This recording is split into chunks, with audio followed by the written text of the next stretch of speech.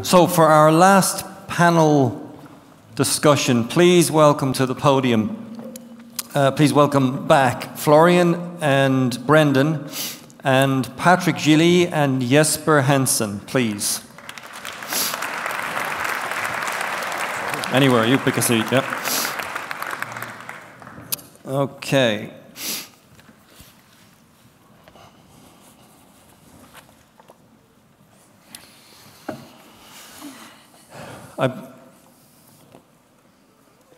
It really struck me when Brendan was telling his story. I mean, it was highly engaging, I think you'll agree. But what really hit me in the forehead was when he said that lady said, "Promise you'll keep me safe." Because one of the things that I listen out for all the time when our presenters are telling stories or sharing examples or presenting ideas, they're not always directly from our industry, but I'm always listening for, well, what's the parallel for us, or what's the... And I just got to wonder, what would it look like if people in our industry looked at each other at the start of a shift and said, promise me you'll keep me safe? Now, I know what kind of answer you might get until people get used to it. But what if people were willing to start their shift looking at each other in the eye, even though they're two grown men, two big hairy men maybe, or a man and a woman, or two women, look at each other and say, "Promise you'll keep me safe on this shift." I was working with someone in the US last year, and he happened to share with me, not from the oil and gas industry, but he happened to share with me that he'd read an article about a survey that was done in the Gulf of Mexico among 35,000 oil and gas industry employees, just in the Gulf of Mexico. And one of the questions in the survey was, what is your biggest concern at work? And the answer was, the safety of my buddies. Not my safety, the safety of my buddies. What if we could start our shifts saying, "Promise you'll keep me safe"? And then how the crew get to safety if the skipper is lost? I got to wonder, is it really, really, really clear for everyone that if the person in charge in our industry doesn't show up at work, gets lost, gets sick, or God forbid, dies at work, who's immediately in charge? Is that really clear? Or would people wonder about it and have to work it out on the spot? Just wonder, is it really clear? So, Patrick, welcome. Thanks. I've been dying to ask you this question. And you've all seen it. I'm sure. How does Danish culture affect your ability to change or improve safety culture in Total? Talk about the Danish culture from your perspective.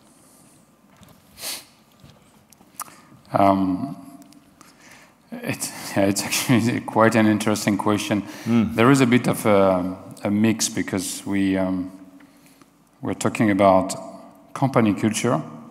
Total is an international company, but yes, French roots. So there is a certain approach in the way we do things, very top-down. But at the same time, I think Mike mentioned that also, that Total has been working in countries where we understood that the top-down works, but you need also to empower. The problem is that the top-down doesn't work very well in the Danish culture. I mean, if you look the cultural dimensions and what we call the power distance, so the respect to hierarchy. Yes. French is very, very high. Brits are in the middle, and Danish are the bottom three across, I don't know, 100 something countries. So I think Israel and another one is less reluctant to obey to hierarchy than you are. I'm sorry, more reluctant. So the top-down seems to be working extremely well in Denmark when it's in the law. I think everybody recognizes that scat is God in this country, and that everybody respect the law, and you will be reminded by your neighbors if you don't respect the law. But what is not actually in the law, which is wear your PPE, take care of yourself, challenge your colleague even though he has 25 years of experience and actually his mind may be wandering and not really on the task, that we don't do in Denmark. We don't intervene or we don't welcome very well intervention or like to just follow without asking why. Why do I need to do it? But we don't challenge the fact that why do I need to pay a tax in Denmark or wear my seatbelt and shuffle my snow in front of my door. When all that we don't ask why, but the rest we do. So right now it's a big challenge. I think our sub-average performance in terms of safety in Denmark, I think, is a bit linked to that. But I don't think it's total say, okay, you obey, this is the way we do it in France, or this is... I think Mike mentioned the home safe home and the need to empower and the need to actually try to find the goods or to use the good element of the Danish culture at the service of safety. And I must say I've not yet cracked the code, but I hope that the home safe home is going to help by empowering and accepting to be confronted to the cynicism, and we had that conversation that the crew say, oh, we have done those kind of workshops in the past, why this time is going to work? And just accepting their challenge and their critics and considering that as open, very Danish, well-minded, well-intentioned, and from there building the trust that, yes, actually this time is going to work. So that's where we are. We're just early in the journey. Got it. Thank you. Thanks for being willing to field that question. Jesper, I saw you nodding when Patrick said we tend not to intervene. Yeah, because, I mean, in the intervention of other people is one of the things that we are, that I say, that we are on a journey to learn doing that and accepting to intervene. That it's because you care for the people. And I, just to also to comment a little bit on the Danish culture, on how you actually, what the key is. I believe the key is to find a way to convey a meaningful challenge to people, to say, okay, it's meaningful for you to do this. It's meaningful for all of us to accept intervention. It's because we care.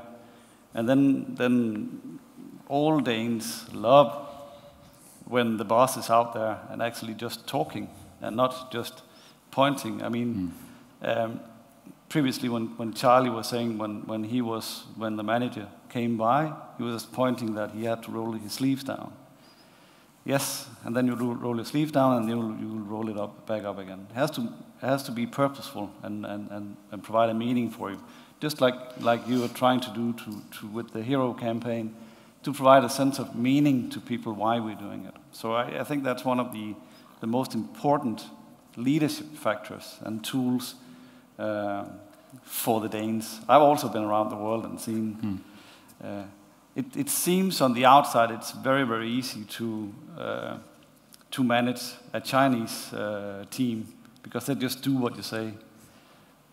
That's on the outside, but what they actually do is they know that they've seen that your mouth is moving, but then they do exactly what they think they should do afterwards. So, sometimes. Thank you. Brendan, why did you sign up to be a skipper in this race? Well, I'll answer that to begin with a quote that a ship in the harbour is safe, but that's not what ships are built for. You know, when Edmund Hillary was asked why he wanted to climb Mount Everest, he said because it's there. And I understand to a room full of safety professionals, it must seem like lunacy, like madness. Why on earth would we put ourselves into that situation? It's just crazy. But all I can appeal to is some kind of yearning of the human spirit to go and try and realize something. And, you know, everyone goes into this race with their eyes open. When you sign the contract, there is a section around essentially indemnifying the company if you die. There have been fatalities on this race. People understand it's not a wrapped in cotton wool, you know, pay for adventure. It's a serious thing, but it's what makes people feel alive. It gives them the stories they want to tell their grandchildren, and I think that should be encouraged. Obviously, we take safety absolutely seriously. The company learned a lot of lessons. The regulators stepped in after the leg that I did. They mandated, as a result of what had happened, that there was this single point of failure, the skipper, and they mandated before the boats left San Francisco again, there had to be a second qualified person on board every boat in case the same thing happened again. So they were very quick to respond to that, and there's been other lessons learned subsequently. But the UK maritime industry, as a rule, not always but mostly, is quite good at that lesson learning. I must say, when I saw the photograph of you and your crew having been reunited after the North Pacific leg, I did think, oh, that's why they do it. Yeah. That photograph is the answer to, oh, that's why they do it. Just seeing how everybody felt in that photo was quite something. Yeah, you have memories for life there, and yeah, it's they're powerful moments, and the moments where you feel terrified out there as well. You know, I can summon them as more clearly than anything. And yeah, they put the rest of life into perspective. So yeah, sure. Got another question here. How do we measure a safe environment? As in, how do we measure how safe we are while working? Florian. That's a good question. That's a good question, but it's valid. You know, the general measurement of, or let me say, leading indicators, LTI, PSE, Tier 1, Tier 2, whatever, is already known, but describes not fully and gives not the full picture of an safety environment, of the culture of a company.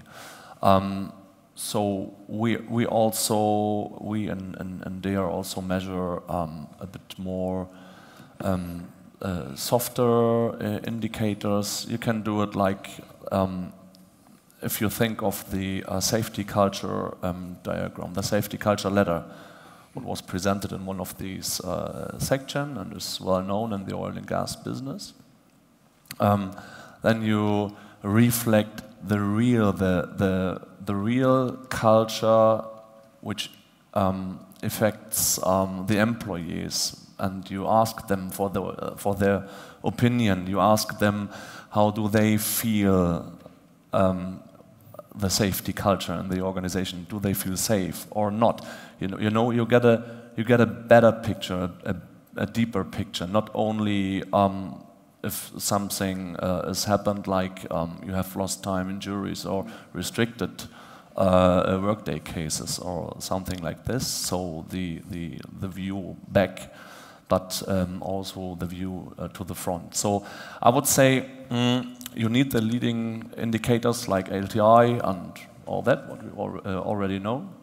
But you also need to reflect the safety culture by asking the people if they feel safe or what needs to be changed to feel safe, if they feel unsafe. So this is a bit more softer, I know, and it is very, very hard sometimes to measure it, especially continuously. You will ask them once a year to see which stage you are within your organization, and after 1 year, taking some actions to improve, you ask again, and then you see the development. But I would say this is also really, really needed to reflect the full picture of a safety culture in a company. Thanks. I think, can I just comment? Yes, please. So reflecting on it, my impression is if you ask people and they think about unsafe situation, they will rather think about process safety, integrity, maintenance. They won't necessarily associate unsafe to practice occupational safety, and therefore, I think, again, it has been alluded today, they don't think that they are unsafe as the statistics suggest in terms of number of recordable injuries or LTIs. I think the sentiment of unsafe working environment is more related to their perception, are we tackling the integrity issues, the high risk. So I think there is a clear distinction. I think I would like people to feel a bit more unsafe when it comes to occupational safety. That will help. Got it. Got it. Jesper, how do we ensure that incidents get reported when the incentive for fewer LTIs is so big?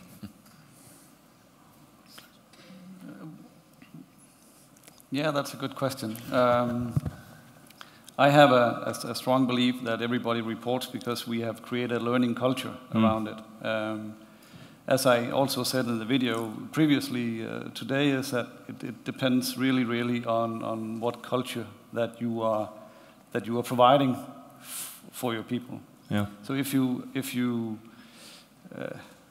ask and you punish, then you'll never get a response. If you ask and you learn and you really treat it as a learning point, then you will improve your safety environment. So to me it's very simple. So it depends on you shake the hand or slap your hand on it. Maybe some points to add on this. Please. I think it is very difficult to hide an LTI because LTI means lost time, and an employee is not working, and to hide an LTI is much heavier than maybe hide a restricted workday case or whatever you measure on your safety culture. But I think a crucial point is that you need to have simple ways of reporting. It is really important that it is transparent, that it is easy to access, It is not that old-fashioned paperwork sending via internal, mail. It is the way how you report HSE figures, incidents, restricted workday cases is really important to give a proper answer on this question.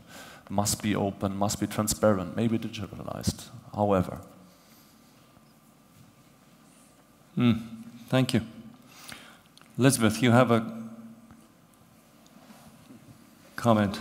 Yeah, thank you, Brendan, for sharing your story. And I certainly think there are takeaways for us. And you said something that really sticks with me, and also from what I experience around where I come around. Show some vulnerability. The thing you do about establishing, going first with your team and sharing this is where I could have done something different, this is where I could do something different. I think that's the way to go. And it brings me also to think about that we've talked today a lot about the workers, the operators, the operational world. And we've heard a lot about managers, top level. But there's a lot of people in between. And you're the ones creating that environment where in the end you can actually have those talks with your crews, your teams. And how do we do that? I have an example that I talked to a few people about yesterday, that it's not always about being operational, it's also about the small things. And Andrew Hopkins actually mentioned, from the flight control center, where they reported on being short of staff. Yeah. It's something like that, and I think in the oil and gas industry there's not a tradition yet to report something like that. And an example is I don't know, maybe some of you can recognize this. You have this monthly meeting with your team, in the office. So we're office-based, and it's your team, and they're the ones going offshore, and this is your monthly chance to engage with them, to talk about what's it really like out there. They're the ones going out being supervisors. And it's scheduled months ahead. Every month we have this, and then 2 days before, your manager, or even the manager above that, says, you have to be at this meeting in exactly the same time. Anyone recognizes that? So what do I do? What do I choose? And if you choose to go with the manager, who's in charge of your career, so back to the incentive programs, what's the effect of sending someone else or canceling your meeting with your team? Those are also intervention opportunities, I think, in my mind. And it's a reflection, and also just really, really important with that, showing some vulnerability, and that also goes in the middle layers of management, because that's where the effect is offshore. I don't know, anyone, comment? What is it to say about that? The display of vulnerability, or the conflict in agendas? Vulnerability. No, vulnerability. I mean, I'm a big buyer. I really like when you said it, and it's not simple. But for example, when you make difficult decisions, and yes, you have to provide a purpose or a sense. I always try to explain that, okay, I may have more cards in my hands than they have. And sometimes I make the wrong decision, and I have no problem, but I have to make a decision. There are moments where you have to. Sitting is not making a decision. I mean, reversely, it's making a decision, and often a poor decision. So I think being clear that you are in a position. I'm in the position of the MD, and that's my role.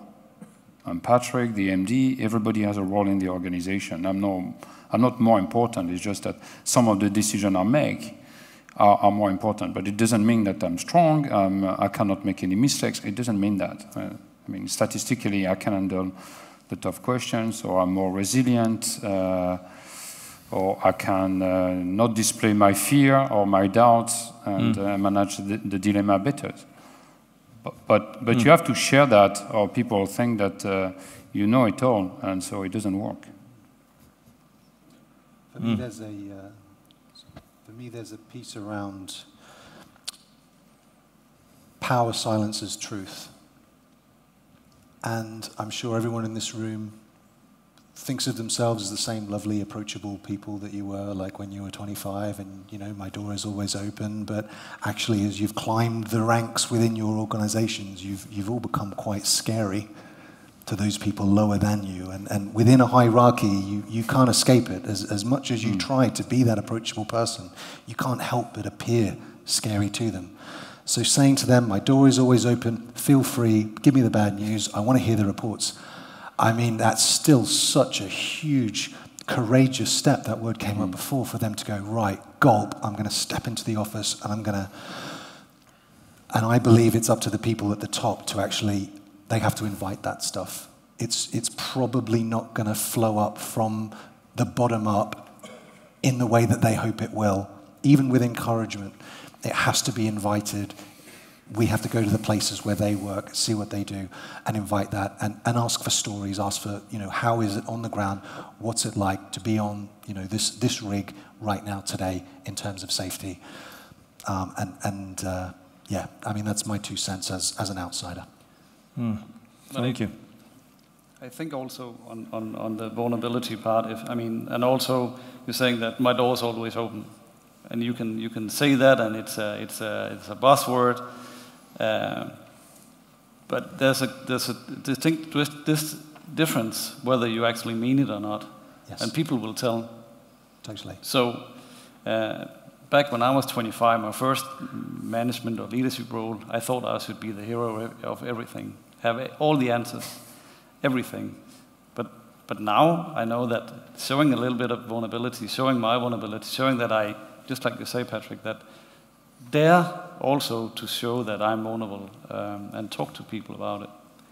That provides a lot and makes the organization resilient, because they know that they would have to do without the skipper at one point, and need to be able to cope with any situation. And so it's a little bit back to the car analogy that we heard earlier, that we have to make our systems resilient to be able to cope with a situation that comes, a safety issue, or so the more resilient that we make our systems, the better they, or the less impact there will be from a human mistake.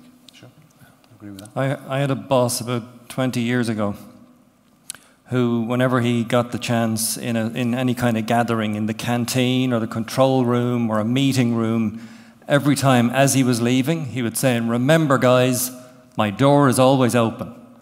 And when he was just far enough away, people would say, "And it's a pity about his ears." Anyway, we have had personal reflection, dramatizations, inspiration, thought-provoking presentations, and very rich conversations in here all day. We are at an end. Please thank our 4 guests for joining us on the podium. Thank you, gentlemen.